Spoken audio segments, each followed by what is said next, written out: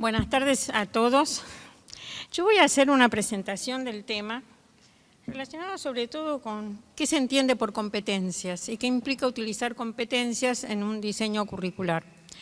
Por lo tanto, voy a tratar de hacer una presentación más o menos amplia porque el concepto de competencias es un concepto que viene siendo discutido, definido, redefinido de muchas maneras distintas y que tiene también una cierta historia en lo que se llama la teoría del currículum.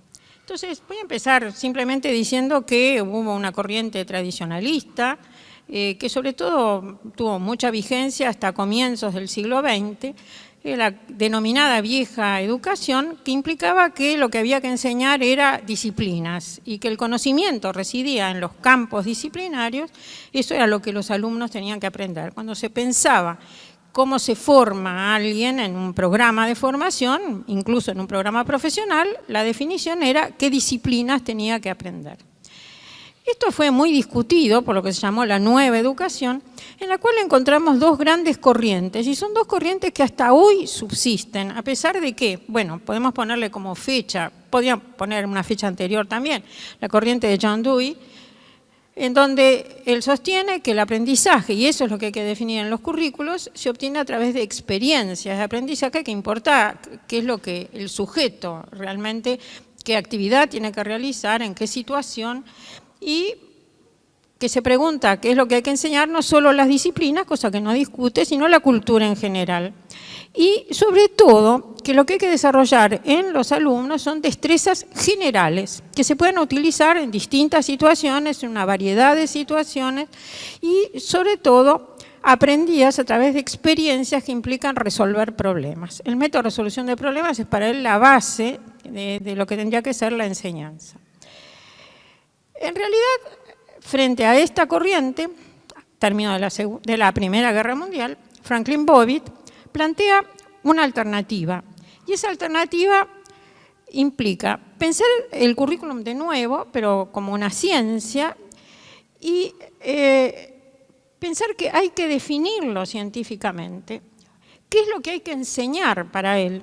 Él dice, hay que preparar a los alumnos para la vida adulta, lo que van a necesitar en su vida adulta. Está en un tiempo de un cambio, de una nueva revolución industrial, y para eso es que quiere preparar a los estudiantes. Y una manera de hacerlo científico es clarificar cuáles van a ser los objetivos que se van a tratar en los programas de formación, que tienen que ser definidos con toda claridad en términos de actividades específicas. Hay que entrenar a la gente, hay que capacitarla para que desarrolle ciertas actividades específicas que son las que van a necesitar cuando salgan al mundo del trabajo. Es uno de los temas, no es el único que trata Bobbitt, tampoco hay que ser injusto con él, pero él representa una corriente muy fuerte en este sentido. Entonces, John Dewey representa experiencias de aprendizaje en términos centrados en el estudiante, en lo que el estudiante es en ese momento y en la formación de destrezas generales. En cambio, para Bobbitt hay que prepararlos para la vida futura, para cuando salgan, y en términos de actividades específicas, entrenándolos para esas actividades específicas que, como él dice, tienen que ser definidas en términos de objetivos claramente establecidos. Las bases de este currículo por competencias, que en realidad es la corriente que sustenta lo que hoy se llama currículum por competencias, son estos dos grandes teorías. Por un lado, la psicología del aprendizaje conductista de Edward Thorndike, y en segundo lugar, la teoría de la administración de Frederick Taylor, el management científico, que implica dividir el trabajo, para simplificarlo, en destrezas específicas que tienen que tener los trabajadores, controlar los elementos en el lugar de trabajo, es decir, controlar la situación en la cual esas destrezas tienen que ejercitarse y demostrarse, y hacer una contabilidad de costos en términos de movimiento y tiempo realizado. Todos conocemos en realidad el Taylorismo, y el Taylorismo es una de las bases precisamente de esta teoría que está sosteniendo Franklin Bobbitt. Un discípulo de Bobbitt utiliza realmente estos caminos que está señalando Bobbitt, que consisten en analizar la gama de actividades que se realizan y que una persona cae, ¿no? Sí, se cae. Sí. Ahí está. Gracias. ¿Ahora me escucha mejor? Sí, sí. Le decía, pensar cuáles son las actividades existentes, separarlas en campos para hacer los programas de formación, tomar cada campo, analizarlo en actividades específicas, especializar, por lo tanto, a la gente, transformar cada actividad en un objetivo de educación y entonces los objetivos, si han sido definidos sobre la base del análisis de las actividades humanas, agrupadas en campos y divididas en actividades específicas, destrezas específicas que se tienen que obtener, implica una base empírica en el diseño del currículum y por lo tanto ellos consideran que esto es definir justamente la ciencia del currículum, la ciencia del diseño del currículum.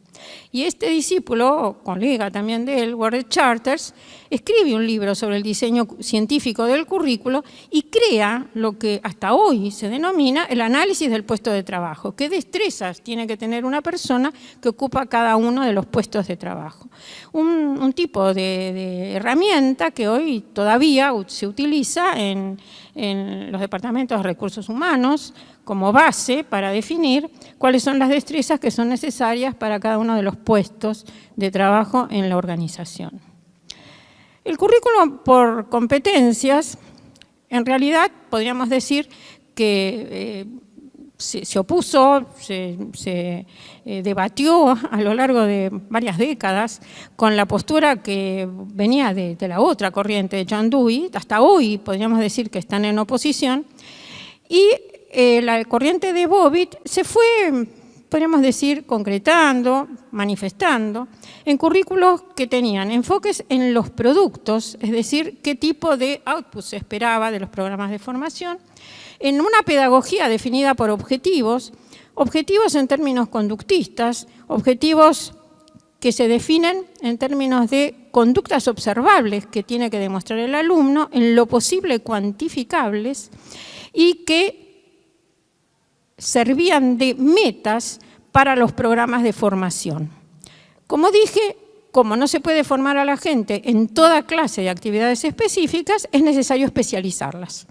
Por lo tanto, aparece la división en programas bien segmentados, con especializaciones definidas, metas también definidas en términos de objetivos observables y cuantificables, y, por ejemplo, la evaluación tomada como análisis de discrepancia. Es decir, si yo evalúo los conocimientos de una persona, los evalúo en términos de cuál es la distancia que hay entre la conducta observable de ese sujeto y los objetivos, que eran objetivos en términos de conducta observable y cuantificable, que se habían preestablecido. En ese término podemos decir que a lo largo de muchas décadas ha habido programas de formación que han tendido a definirse de esta manera. Así es como, sintetizando, encontramos un currículum con distintos enfoques. Un enfoque, primero, la vieja educación, enciclopedista, centrado en las disciplinas. Otros, el caso de John Dewey y todas las corrientes llamadas de pedagogía progresista, con el conocimiento aplicado a resolver problemas de la vida real y sobre todo en el desarrollo personal de los sujetos. Y también otros, centrados en un conocimiento aplicado a lograr objetivos económicos y sociales, pero definidos también, como dije, en términos específicos. Jean-Marie Dequetel, un belga, dice que se encuentran varios movimientos diferentes en términos de cómo se van definiendo los currículos. Dice, hay 5 etapas. Una etapa dice que conocer es asimilar resultados de descubrimientos, asimilar, aprenderlos, apropiarse de ellos, no recrearlos ni construirlos, sino asimilar resultados de descubrimientos científicos y tecnológicos. Otros sostienen que conocer es tener conocimientos de los textos. Cuando yo digo clásicos no hablo solo de humanidades, también los textos clásicos de los científicos, ¿no es cierto? Y comentarlos. Es decir, ya no solo asimilarlos, sino ser capaz de entenderlos, comprenderlos, explicarlos, comentarlos. Una tercera etapa, demostrar el dominio de objetivos traducidos en comportamientos observables. Esto es lo que hemos visto, por ejemplo, en el caso de World Charters y de muchos otros que toman estos objetivos como los objetivos iniciales de un conductismo que también nace en la primera y segunda década del siglo XX. Y que podríamos decir que es hegemónico en cierto sentido hasta más o menos 1970, en que comienza a sufrir un fuerte deterioro como corriente en esa hegemonía, porque se van desarrollando posturas que son basadas en la psicología cognitiva, en un conocimiento ya de las ciencias cognitivas, que se preocupan por otros aspectos que no son solo la conducta observable, sino el poder comprender qué significados crea el alumno, qué experiencias tiene y cómo se construye el pensamiento. Ya digamos que las corrientes sociocognitivas y constructivistas tienen una postura diferente a la del conductismo y van corroyendo al conductismo y a la enorme influencia que había tenido no digo en todos los niveles de la educación, pero sí, sobre todo en los programas de capacitación y de entrenamiento que habían sido, podríamos decir, que prácticamente hegemónicos durante bastante tiempo. Un cuarto movimiento, una cuarta etapa, dice de Kettel, conocer es demostrar la competencia. Y se empieza a definir la competencia de distintas maneras. Competencia base, ¿no? Competencia básica, necesaria, exigible, ¿en qué términos se puede hablar de la competencia?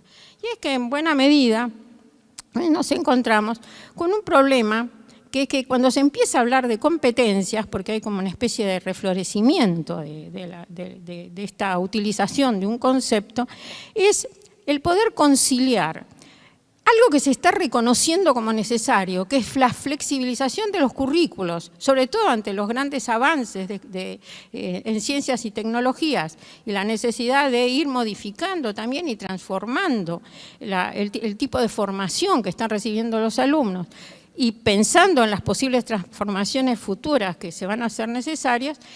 Esto, ¿cómo se articula, cómo se equilibra esa flexibilidad necesaria con la orientación hacia las competencias? Podríamos decir que este es uno de los problemas que hoy nos tendríamos que preocupar de tratar de analizar. La relación de los componentes de un curso y las competencias tiene que ser manifiesta. Si hablamos de competencias, el curso tiene que responder a la formación de las competencias. ¿Y qué orientación didáctica? Y esta es una pregunta que nos podemos hacer hasta ahora. ¿Qué orientación didáctica tiene el currículo por competencia? Yo voy a tratar de responder esta pregunta. En realidad creo que ya la respondí. Depende de cómo se definen las competencias. Y entonces ahora es eso lo que voy a tratar de plantear. Se pueden definir de distintas maneras. Tenemos distintas definiciones de competencias. Y entonces me voy a ocupar de eso. ¿Qué son competencias? Competencia y capacidad. Ese es un tema que también se nos plantea. Competencia y desempeño, ¿qué relación tiene este concepto de competencia y el desempeño de los alumnos? ¿Qué clases de competencias hay? ¿Qué significa utilizar estándares? ¿Qué implica un currículum por competencias? ¿Qué son descriptores? Cuando hablamos de un diseño de currículum por competencias y el problema de la evaluación de las competencias. Pero sobre todo vamos a tratar de ver cuáles son las respuestas que vamos a encontrar a estas primeras preguntas.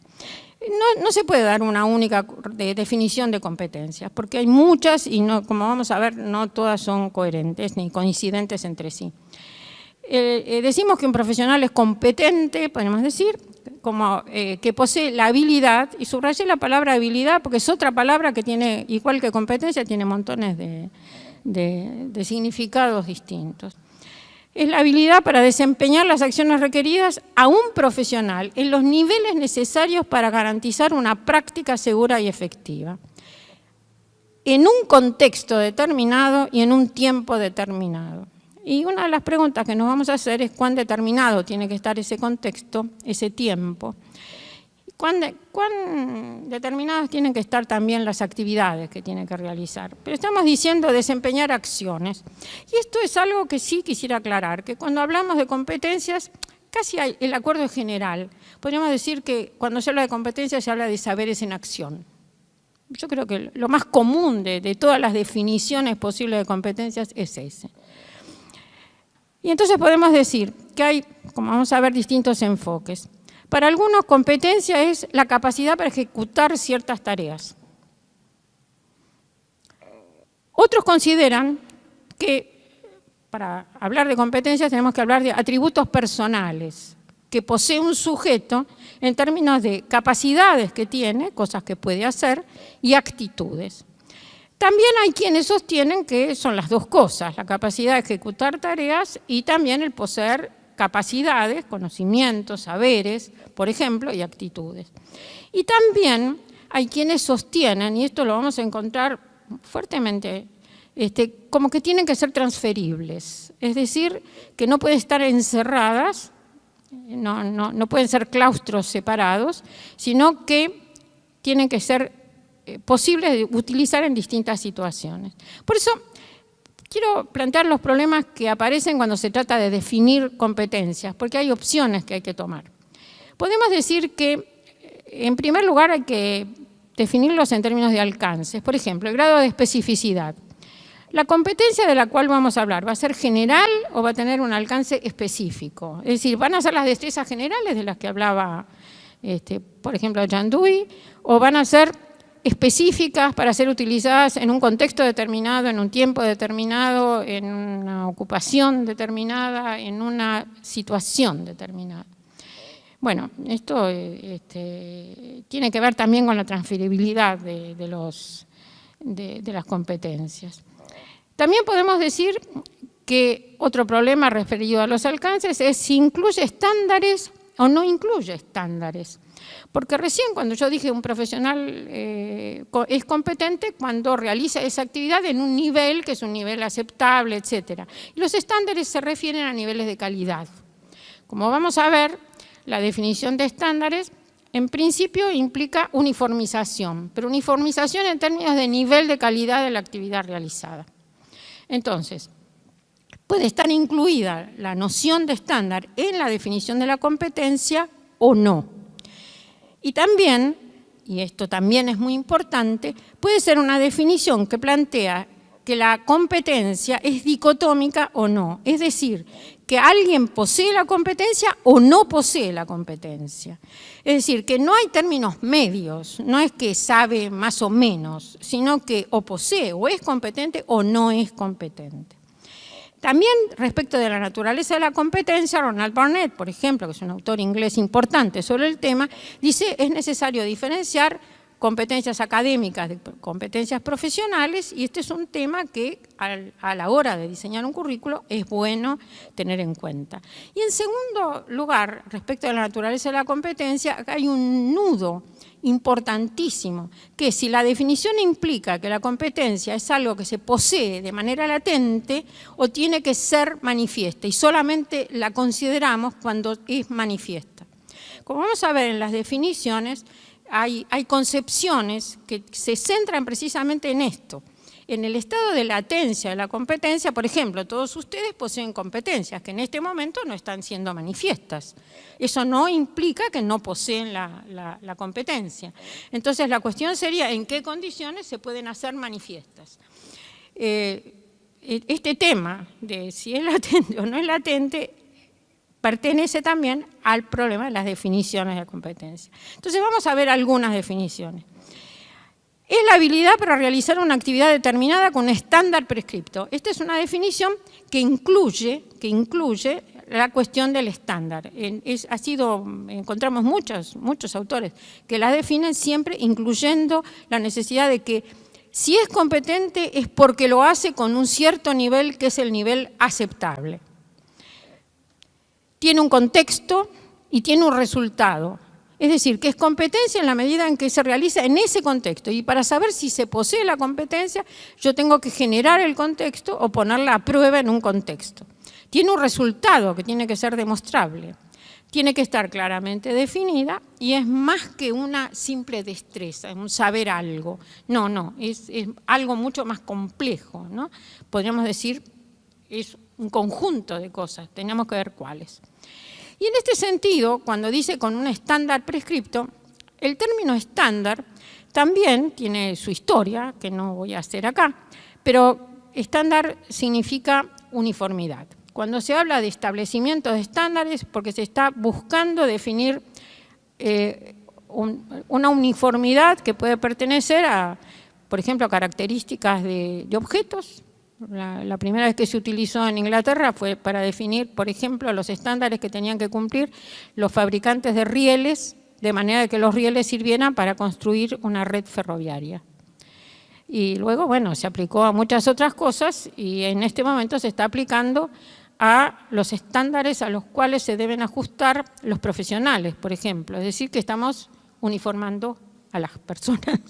Es decir, hay productos, hay servicios y también personas. Los estándares son especificaciones o criterios aceptados de modo general que definen cuáles son los conocimientos, las capacidades y las competencias con los que tienen que contar estudiantes o egresados de un nivel de la educación. Acá hago una aclaración, y es que en el Reino Unido, desde que se instaló un currículum nacional básico en la década de 1980, en la época de Margaret Thatcher, cuando se habla de estándares, y eso es bueno verlo en la bibliografía, hay que tener cuidado cuando uno lee estándar, porque los estándares en el caso del Reino Unido hoy implican que han sido definidos empíricamente, son las medias, digamos, de los logros efectivos de los estudiantes, no son ideales. Hasta ese momento los estándares eran los ideales, lo que se consideraba que era deseable. Pero desde este momento, 1980 y pico, en la literatura inglesa, no norteamericana, sino inglesa, cuando se habla de estándares, más bien hay una referencia a resultados empíricos.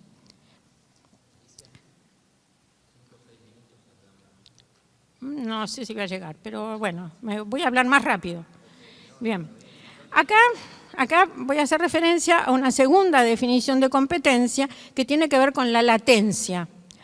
El modelo del iceberg de Spencer Spencer es un modelo importante.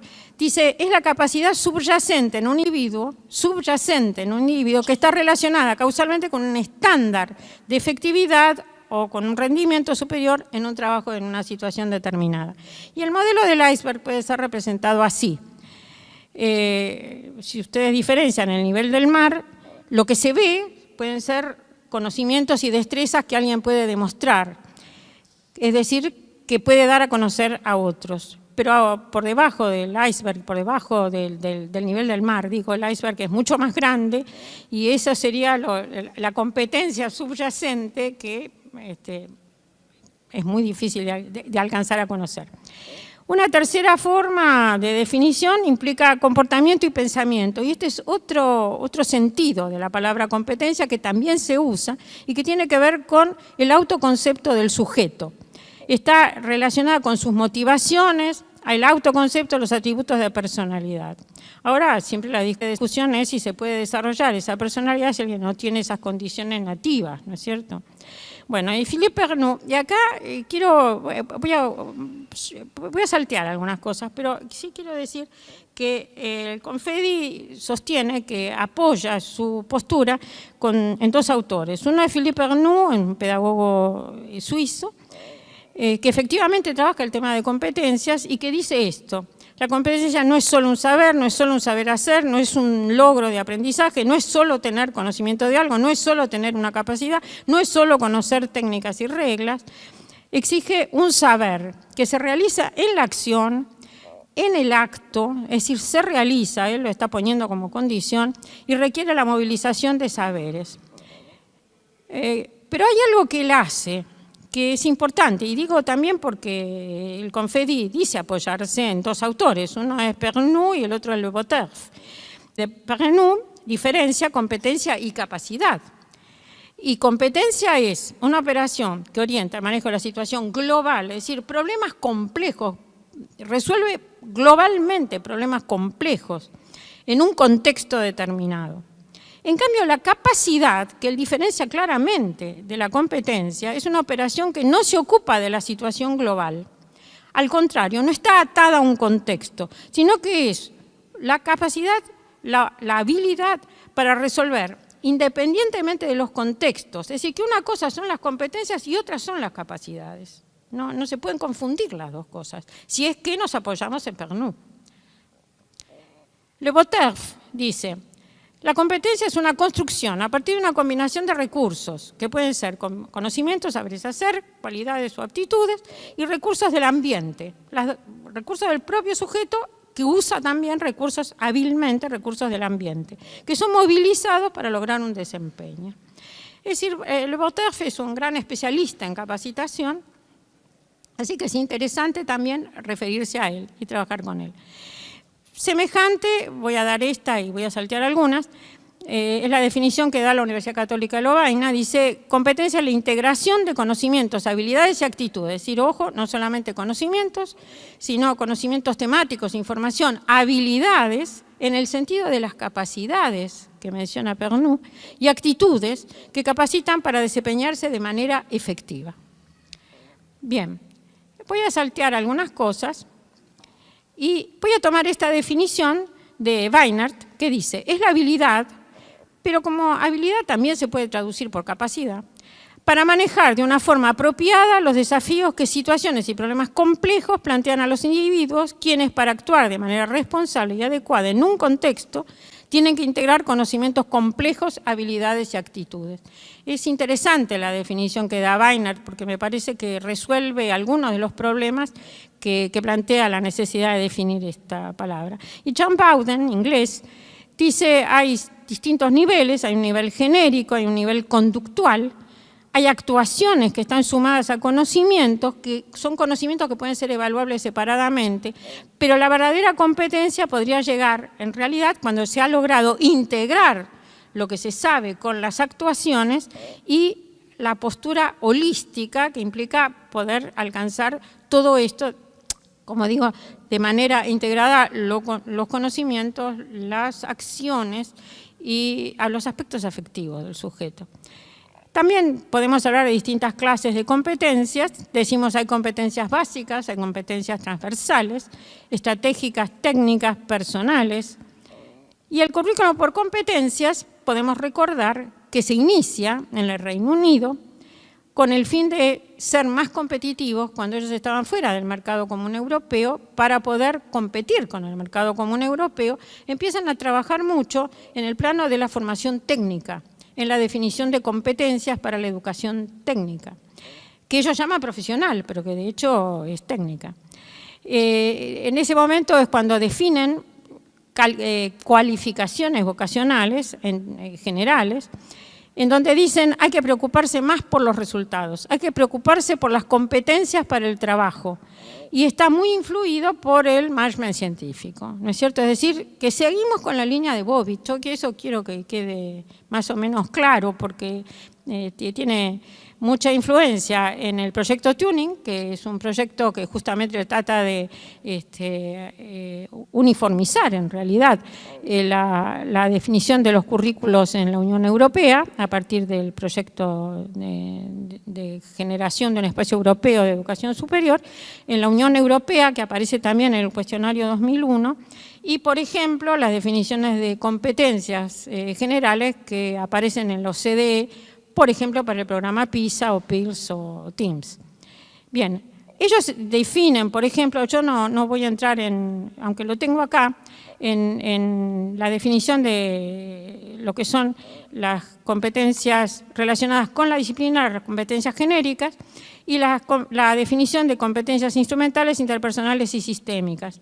Bien, acá yo lo voy a dejar esto, así que queda cómo definen cada uno de ellos, y una definición finalmente que da la OCDE, de lo que llaman competencia para la vida, que es una definición mucho más amplia, de un bagaje que dice que es intransferible y multinacional, y multifuncional, perdón, de conocimientos, habilidades y actitudes que todos los individuos necesitan para un desarrollo personal satisfactorio, inclusión y empleo, que debería lograrse al final de la educación obligatoria. Es decir, que se empieza a utilizar la palabra competencia incluso para otros niveles de educación y no solamente para la educación técnica y la educación universitaria.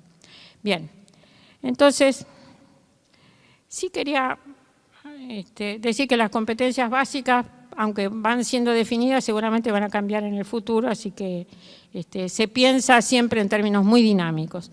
Los niveles de desempeño pueden ser estos 4 que tenemos allí, pero siempre necesita, uno dice, evidencias, es cierto, pero no es lo mismo el tratar de obtener evidencias de competencias si yo tengo una definición de que la competencia implica la actuación efectiva o si pienso que es latente, como en el modelo del iceberg, ¿no?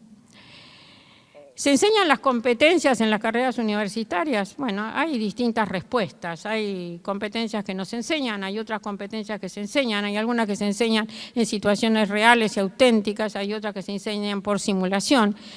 En fin, hay algunas que se enseñan expresamente por experiencia, conocimiento, comprensión, acción y evaluación, encontramos toda clase de cosas. Pero hay un tema que sí me parece que necesitamos mirar, y es la relación que hay entre competencia y desempeño. Uno de los temas que hoy están siendo muy trabajados en estos campos son las relaciones que hay entre la competencia y el desempeño. En este caso decimos, la competencia, hay un predominio de estas ideas, es la capacidad de hacer algo con conocimiento que puede ser consciente o tácito. En principio se considera que la competencia es latente. Yo diría que hay un cierto predominio de la idea de que la competencia es latente. Es ideal, de acuerdo con un estándar que se ha definido. No es directamente observable, por lo tanto. Permite construir un número muy grande de acciones o un número pequeño pero variado de acciones, según la definición, o una acción determinada en situaciones diferentes o una acción determinada en una situación determinada. En tanto, el desempeño es el conjunto de acciones reales. Ya acá no estamos hablando de la latencia de la competencia. Está influido por limitaciones el desempeño. Por más que se posea la competencia, puede intervenir limitaciones de la memoria, distracciones, cambios en la atención, intereses diferentes, errores que pueden ser aleatorios o sistemáticos. Es solo una muestra de lo que se puede hacer el desempeño. Requiere un uso apropiado de la competencia, es verdad, pero influyen muchos factores que son ajenos a la competencia y por eso se dice que el desempeño no es un simple reflejo de la competencia. Y esto tiene que ver porque si nos preguntamos cómo medimos la competencia y cómo medimos el desempeño, no son iguales las formas de medirlo. Se miden, por un caso, la competencia hay parte que se puede medir teóricamente y también por la acción práctica, pero el desempeño requiere necesariamente acción, actividad práctica, que se mide en conocimientos, habilidades, actitudes, acciones, producciones, pero siempre en situación, porque recordemos que la competencia implica trabajar en situación. Y los niveles de performance son el nivel de actividad, el nivel de proceso y el nivel de proyecto. Es decir, que también se pueden diferenciar desempeños y competencias también en estos niveles distintos. Lo que me interesa es que en el proyecto de Confedi aparecen también los descriptores. Y cuando uno busca una definición de descriptores, por ejemplo, Henry Blumen los define así. Pero quiero decir que no es que aparecen más recientemente. Blumen los define en el 2015, aunque el trabajo de base es del 2009. Como vamos a ver, yo les voy a dejar la dirección de otro autor, si les interesa el trabajo, que es como la fuente de los descriptores. ¿Cómo describen a los descriptores? Blumen dice, para que un estudiante tenga una cierta competencia, debe mostrar indicadores conductuales que corresponden a todos los descriptores de una subcompetencia que incumbe a una competencia, indicadores conductuales. ¿Y cómo son los indicadores conductuales? Tienen que ser visibles, objetivamente observables y comprobables, dicotómicamente puntuables, es decir, cuantificables. Conductas observables y cuantificables.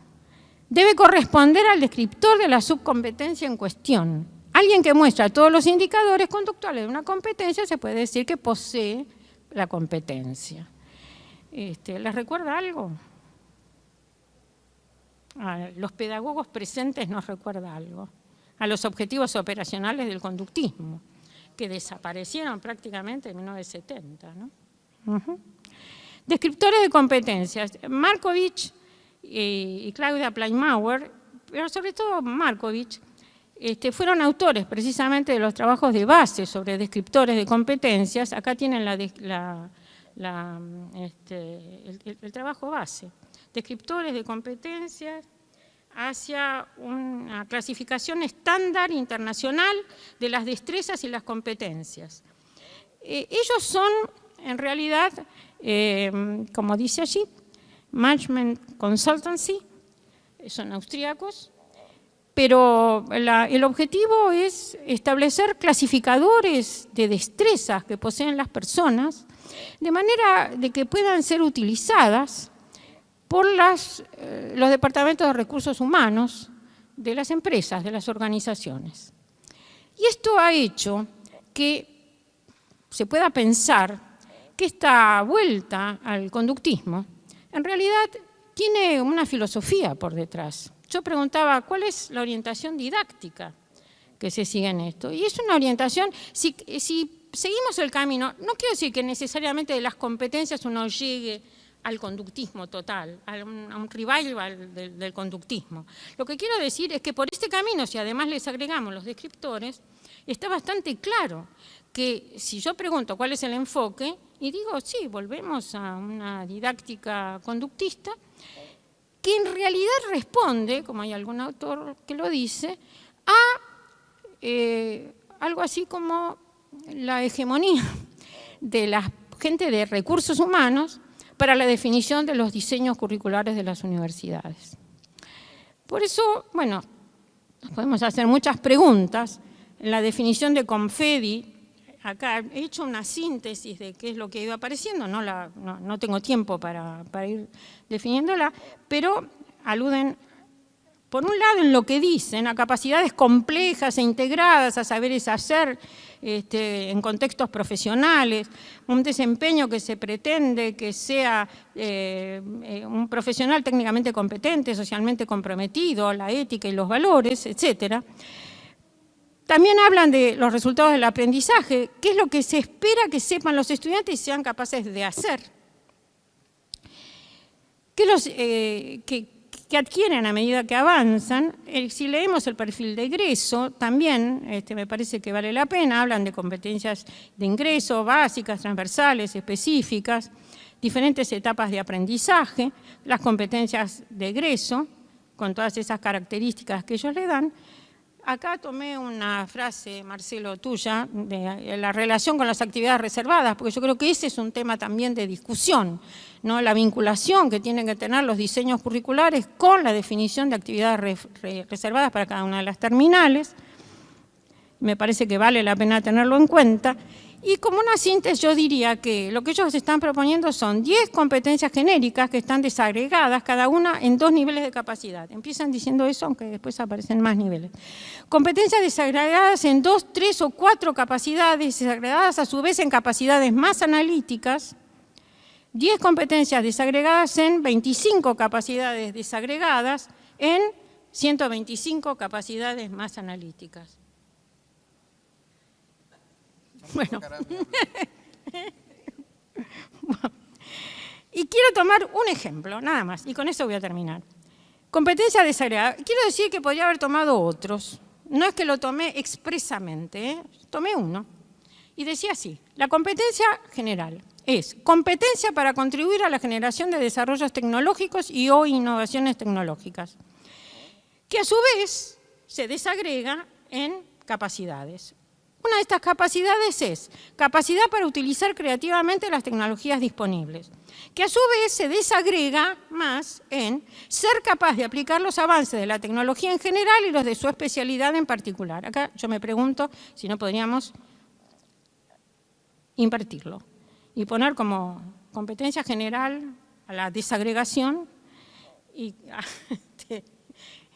en fin, ¿cuál es la relación que hay en ese camino de desagregaciones en cosas supuestamente cada vez más definidas, más claras? Acá termino.